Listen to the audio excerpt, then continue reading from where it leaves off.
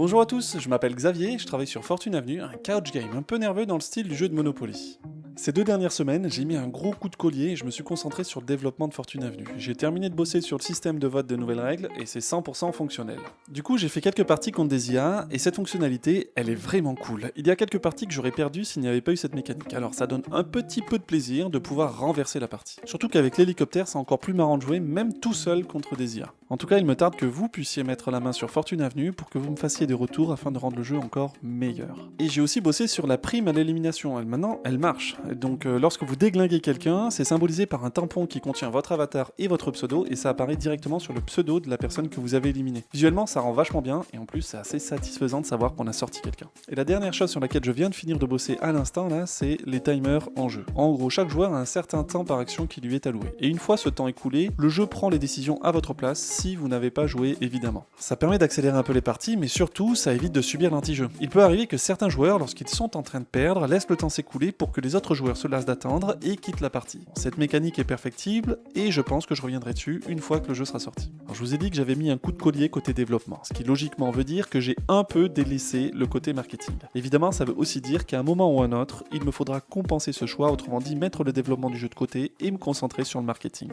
Mais vu que je n'aime pas trop le marketing, je repousse ce moment jusqu'à ce que je ne puisse plus le repousser, c'est-à-dire lorsque les métriques seront dans le rouge. Et quand je dis métrique, je veux dire wishlist. C'est parce que c'est ma principale métrique. Et du coup, pour savoir si mes chiffres sont bons ou mauvais, je les compare avec mon autre jeu, celui qui a marché, c'est-à-dire City Game Studio, parce que je cherche avant tout à répéter le succès de City Game Studio avec Fortune Avenue. Pour atteindre cet objectif, je compare les wishlists des deux jeux. Et il faut savoir une chose, c'est que lorsque City Game Studio est sorti, 5000 wishlists, c'était suffisant, alors qu'il en faudrait au moins 10 000 aujourd'hui. Et heureusement pour moi, j'ai déjà abordé ce sujet dans une vidéo précédente, et j'ai une technique imparable. Mondialement connue pour son efficacité, c'est la technique dite de l'autruche. Voilà, donc si Fortune Avenue atteint 5000 wishlists, en fait pour moi ça sera déjà un très gros succès. Bon, pour en revenir à la comparaison des deux jeux, je considère que les métriques sont dans le vert lorsque Fortune Avenue a plus de wishlists que City Game Studio. Et pour le moment c'est le cas, et en fait c'est le cas depuis le tout premier mois. Alors cette avance, je la dois au site de Gaming on Linux qui a spontanément écrit un article sur Fortune Avenue à peine quelques jours après la publication de la page Steam. Et s'ils ont écrit sur Fortune Avenue, c'est parce qu'ils avaient déjà couvert City Game Studio à l'époque et que le jeu leur avait plu. Alors ouais, je suis doublement content. Bref, comme je vous le disais, tout va bien, voire même très bien à mon échelle. Je vise pas 1 milliard de wishlist, pour moi c'est 5000, et vu que je ne suis pas loin des 1000, je suis plutôt content du résultat actuel. Surtout que j'ai encore quelques cartouches marketing en stock. En fait, j'ai un très gros levier marketing qui devrait me permettre d'obtenir un max de wishlist vers mi-septembre. Pour actionner ce levier, je vais devoir cravacher dur, mais j'espère que ça va valoir le coup.